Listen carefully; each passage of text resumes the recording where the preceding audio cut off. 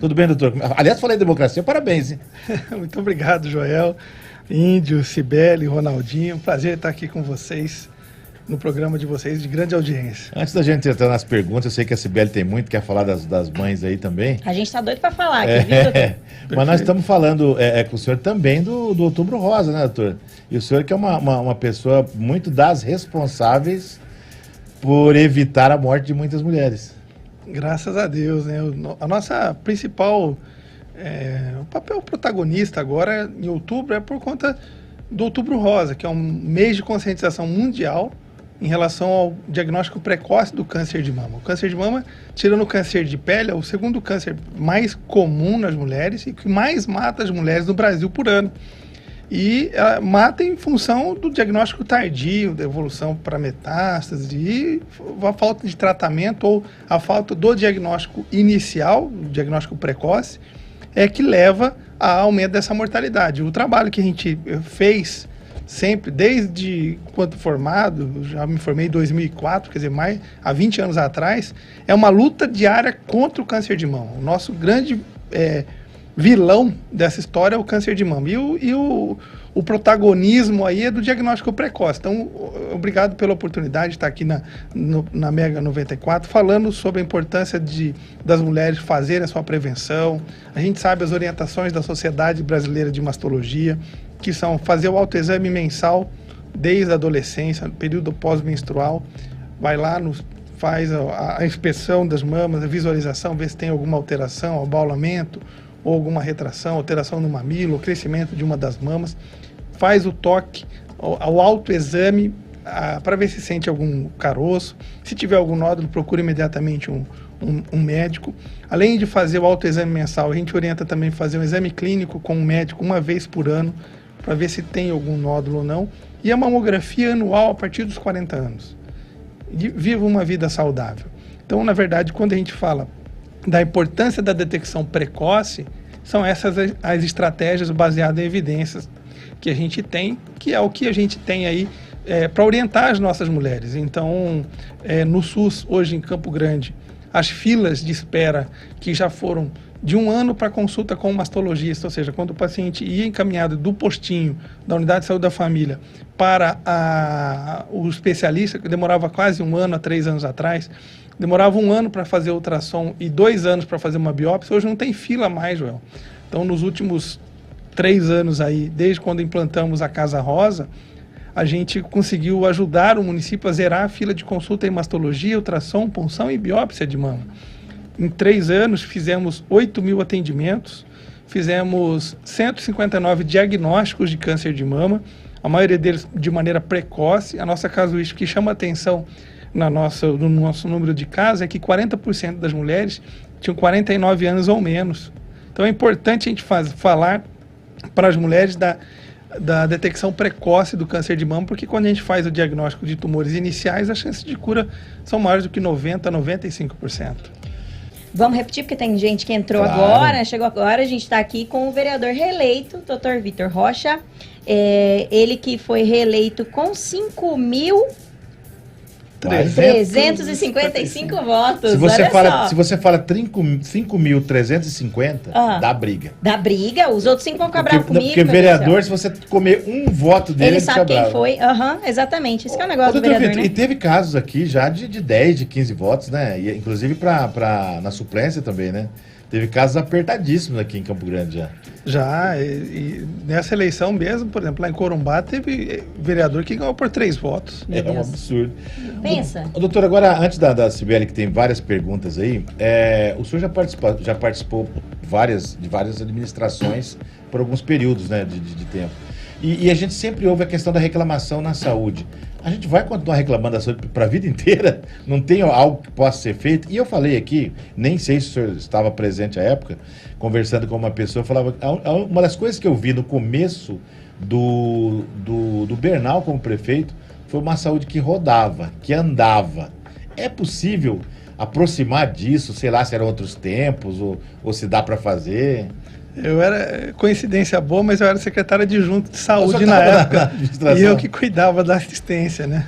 E era uma das coisas que não tinha críticas, né? Algo que a gente realmente via que, claro, faltou tempo para implementação, faltou bate numa série de coisas, mas a gente consegue imaginar, isso é possível? Com certeza, Joel. Hoje em dia, por exemplo, hoje tudo é matemática. Por exemplo, na época nós tínhamos uma epidemia de dengue, onde tinha uma superlotação nas unidades de saúde, e nós criamos a equipe móvel, porque muitas vezes uma unidade que fazia em média 100 consultas numa manhã, para 4 médicos, chegou a ter 250 consultas. Aí nós colocávamos mais médicos naquela unidade para atender um número maior de pacientes. Então é tudo assim, existe a capacidade instalada, e como a gente está aqui na tua sala, aqui na rádio, tem lugar para 6 pessoas sentarem de maneira confortável, e a gente colocar 40 aqui. Quer dizer, vai ter gente em pé, vai ter gente atrapalhando, vai ter gente empurrando a câmera, vai ter gente querendo ir no banheiro, vai ter gente querendo tomar água, se ficar por um período de 1 hora, 2 horas aqui. Então, o que já é programado para 6, então é o que acontece hoje nos hospitais, por exemplo. Há uma necessidade de implantação de mais número de leitos hospitalares, e os hospitais que atendem o SUS na urgência e emergência, como a Santa Casa e o Hospital Regional, ficam superlotados. O que precisa ser feito? A próxima gestora que entrar no município de Campo Grande a partir de 1º de janeiro, vai ter a missão de ampliar leito hospitalar de imediato. Não dá para esperar 3, 4 anos um hospital. Então, a gente precisa, a construção de um hospital, né? Precisa, a médio e longo prazo, vai diminuir um pouco o problema. Mas, por exemplo, hoje Campo Grande precisa ampliar leito hospitalar na rede privada ou na rede própria. Sentar com a Santa Casa, que tem um investimento mensal, um repasse do município, em torno de 32 milhões, mas tem um déficit de 9 milhões por mês. Tem que sentar com a Santa Casa e falar, olha, a gente precisa reduzir esse déficit mensal. E em dezembro de 2022, o município passava para a Santa Casa 6 milhões da fonte 1, 18 milhões do governo federal e os outros 9 milhões do governo estadual. E a partir de janeiro do ano passado, a parte do município que era 6 milhões baixou para 5 milhões. Ou seja, um município que é o dono do contrato do hospital com a Santa Casa, o gestor pleno de saúde no município de Campo Grande, em vez de colocar mais recursos para a Santa Casa, tirou 1 milhão por mês durante 2 anos, então 24 milhões a menos para a Santa Casa, que é o maior hospital do nosso estado, que atende 650, que disponibiliza 650 leitos hospitalares para o SUS, que é referência no politrauma, em várias, no estado, é referência exclusiva em queimados, neurocirurgia. Então a gente, em ortopedia, em trauma, em CTI, em gestação de alto risco, em UTI neonatal, ou seja, a Santa Casa hoje, ela está trabalhando além da sua capacidade. Se a gente for lá no pronto-socorro, que tem no contrato vaga para 8 pessoas na área vermelha, você chegar lá, tiver 30, na área verde, chegou até 50, 60 pacientes, onde era para ter 20. Então você sobrecarrega, a mesma coisa acontece com o hospital regional. Então a gente precisa ter uma seriedade aí, sentar com os hospitais, ver qual é o déficit mensal, o município fazer a sua contrapartida, ir no governo do estado, ir no governo federal e ampliar esse recurso para reduzir esse déficit, e a partir disso falar, olha, o que você consegue disponibilizar dos seus leitos da rede privada para o SUS, inserir no contrato mais 80 leitos, se for possível. Quanto custa isso? Porque a saúde tem um custo. Então a gente precisa trabalhar, na verdade, entregando resultado na população. O Campo Grande ficou aí mais de 2 anos faltando remédio. Hoje eu recebi uma informação, né, de uma pessoa que trabalha no posto de saúde e falou, olha, hoje chegou um grande estoque de medicamentos, quer dizer, na véspera da eleição, a população ficou aí 2 anos padecendo sem remédios básicos. Em fevereiro nós tivemos a audiência pública na Câmara, onde faltaram mais de 100 medicamentos básicos de pressão alta, de diabetes, antibióticos, remédios do dia a dia, remédio para varizes. Não estou nem falando dos psicotrópicos, das medicações de uso crônico, da saúde mental. Então, a gente precisa analisar agora, porque domingo é eleição.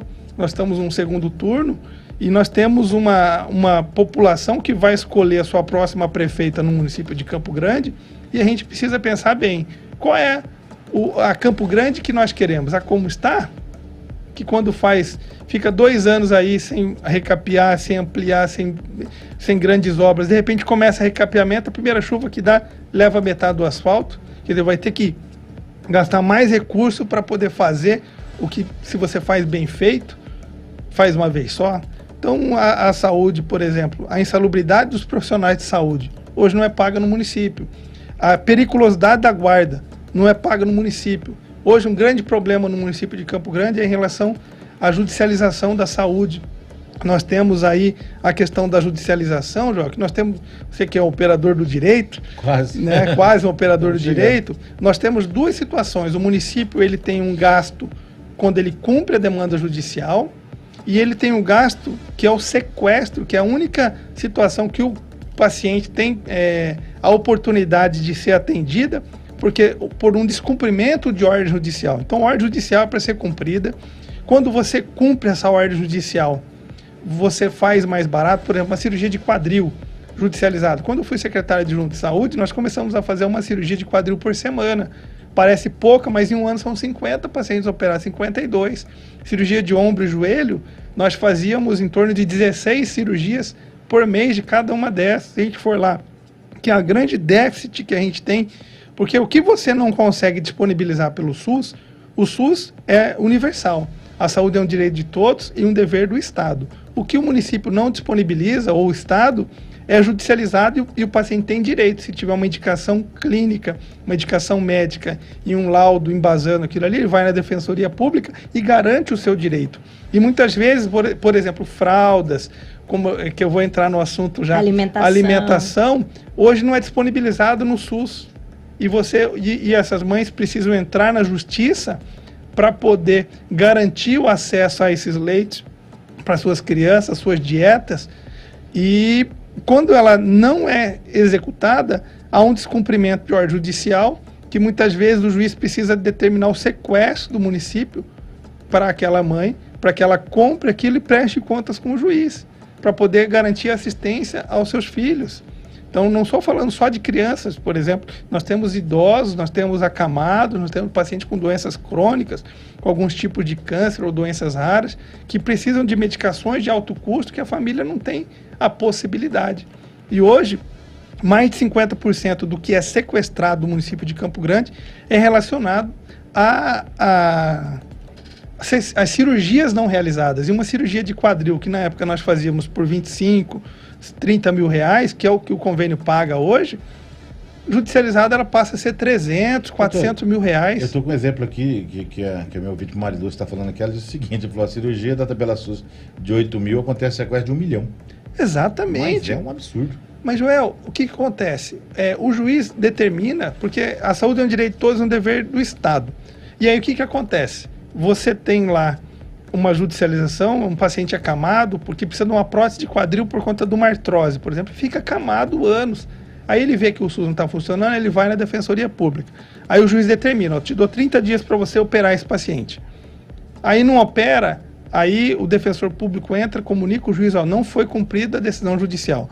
Há um sequestro daquele recurso, se for 300 mil, 500 mil ou 1 milhão, Joel, é feito, ao passo que se o município faz, ele consegue um preço de mercado. Então, esse sequestro mostra justamente a incompetência do Executivo Municipal em resolver a assistência do paciente que precisa. Então, com aquele recurso que você faria uma cirurgia, você sequestrando faz uma cirurgia, você faria 10 se o município resolvesse. Então, é um dos ralos que vai o recurso público da saúde. Doutor, então, basicamente, o senhor está falando exatamente o que o ouvinte quer saber. O senhor começa falando que a gente precisa hoje de leitos, mas leitos e cirurgias, a gente está falando de coisa grande. A gente está vendo que a população não tem dipirona nos postos, não tem o básico e o simples, e ainda está tendo que passar por pedir ao Estado e ser chamado de mafioso, de criminoso, por estar correndo atrás do seu direito. Hoje, então, quando a gente fala de buscar o voto certo no domingo, o senhor tem uma indicação, o senhor tem algo a dizer para essa pessoa? Porque o que o Campo Grande está passando é desumano. Isso aqui é horrível de se ver, tá difícil de acordar hoje e ler esse tipo de coisa. O senhor que trabalha com mulheres diariamente sabe que elas são constantemente abandonadas, que estão com câncer, estão passando por essa situação, as mães atípicas, as mulheres que têm que cuidar de um idoso, de um filho, de todas as formas. E também falar um pouquinho rapidamente sobre a Casa Azul que a gente tem também, né? Sibeli, na verdade isso que foi falado aí das mães é um absurdo. Então, assim, a gente precisa deixar claro que você não pode pegar um fato isolado de um vídeo que está circulando por aí, uma coisa pontual, e querer qualificar todo mundo, todas as mães que estão ali garantindo o direito dos seus filhos, e quando conseguem ainda são chamadas de... O que foram chamadas? De mafiosas. Isso não Máfia do existe. leite. Para com isso. Isso aí é importante a gente falar que a responsável por uma saúde pública de qualidade é o município, a Prefeitura Municipal de Campo Grande. O que ela não disponibiliza, como é que poderia ser feito de uma maneira mais suave para essas mães, para esses pacientes? Criar um protocolo para nem precisar judicializar. Então, às vezes, você cria um protocolo, olha, se o médico tem um relatório que você ou o filho tem alergia a uma determinada substância que não pode tomar o leite normal, precisa de um leite especial, você se insere esse paciente no protocolo, faz uma compra anual, né, faz uma tabela de preço e vai comprando de acordo com a necessidade, sem deixar faltar para essas mães. Em relação a esse assunto, é muito importante a gente falar que, do jeito que está, nós temos duas opções agora.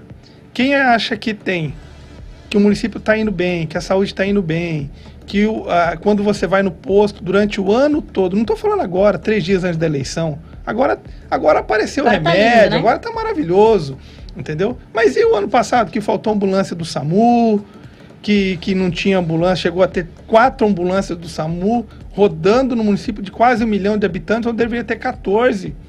As ambulâncias todas sucateadas, tivemos que fazer uma audiência pública para cobrar providência do município, e agora no segundo semestre, resolveu o problema das ambulâncias. A questão da medicação, numa audiência pública, faltou mais de 100 remédios. Então, se você acha que a saúde está indo bem, que os servidores estão valorizados, mesmo sem o garantido direito deles da insalubridade, é optar pela prefeita que está aí. Agora, se a gente quer a mudança, né, numa expectativa de uma esperança de dias melhores para Campo Grande, valorização do servidor público municipal, a melhoria da qualidade da saúde, zerar essa fila aí de 70 mil pessoas, ampliar leito hospitalar, repactuar com os hospitais, uma valorização, tirar essas crianças, mais de 7 mil, 8 mil crianças que estão fora da escola, na lista de espera da CEMED, por falta de vaga nas EMEIs, ou seja, nas creches do município de Campo Grande, a gente tem uma opção que é a Rose, né, que é a nossa candidata. Então a gente optou pela Rose, entendendo que ela é o melhor nome, que está mais preparada, que foi vereadora em Campo Grande, que foi vice-governadora, que foi deputada federal, que teve um cargo importante no Centro-Oeste, que foi superintendente da SUDECO, indicada pelos governadores dos 4 municípios, dos 4 estados aqui do Centro-Oeste. Então fez um bom trabalho, sempre deixou um legado por onde passou. Então a gente, entendendo que ela está mais preparada para assumir a Prefeitura de Campo Grande, nós estamos com a Rose. Aqui eu acho que não pode falar número, né, João? Não pode. Na verdade, não pode nem falar muito assim, tá? Porque a gente perguntou qual a escolha do vereador, né? Como a gente abriu com o Carlão e o Carlão se pronunciou favorável à prefeita Adriana, o senhor pode falar também, né? Mas eu acho que a liberdade de expressão é essa, né? Hoje não teve a sessão, então, que deveria ter? Hoje, infelizmente, não teve, João. Faltou quórum? Vocês não foram trabalhar hoje? Que, na verdade, assim, existe todo um planejamento, né? Tem o regimento, e aí o presidente precisa ter um número mínimo de vereadores lá, e ele entendeu que naquele momento não tinha votações importantes para fazer, que ele reprogramou para terça que vem. É isso, doutor, obrigado pela sua participação, acho que não vai faltar tempo aí para gente conversar sobre vários temas, né? E, enfim, obrigado. Eu que agradeço, obrigado pela oportunidade, Cibele, Joel, Índio, Ronaldinho, todos aqui da Mega 94. Se eu puder deixar só o meu Instagram. Claro. Claro, com certeza. É drvictor.rocha, drvictor.rocha. O ponto é só depois do Victor. É DR, né? Doutor Victor. Rocha. Isso, pessoal, sigam lá e vejam novidades e tudo que vocês quiserem saber sobre a Casa Rosa e a Casa Azul. Também tem a Casa Azul para os homens, né? A Casa Rosa para as mulheres. Então, tudo que vocês quiserem saber está por lá. É isso, vamos embora então.